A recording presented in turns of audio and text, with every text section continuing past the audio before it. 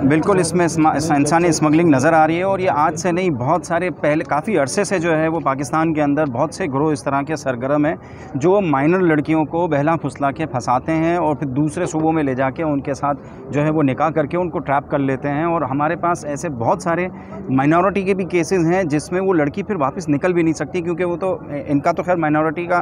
भी इशू है, लेकिन हिंदू कम्युनिटी की लड़कियों के साथ भी इस तरह किया जाता है और फिर वो लड़की वापस भी नहीं आ सकती अपनी फैमिली में, क्योंकि उनके साथ जो है वो बहुत सारे इश्यूज़ हो जाते हैं कि आपने एक दफ़ा मज़हब कन्वर्ट कर लिया फिर वापस आप अपने माँ बाप के पास नहीं जा सकती। तो ये ह्यूमन ट्रैफिकिंग का बहुत बड़ा इशू है और ये पाकिस्तान में हो रहा है और इसको क्रिमिनल जो है वो लोग माइनर लड़कियों को बहला फुसला के ले जाते हैं और उनके साथ बहुत सारे इश्यूज़ हैं। हमारे पास भी बहुत सारे इश्यूज़ हैं, लेकिन वो हम मीडिया पे नहीं ला सकते, लड़कियां नहीं आना चाहती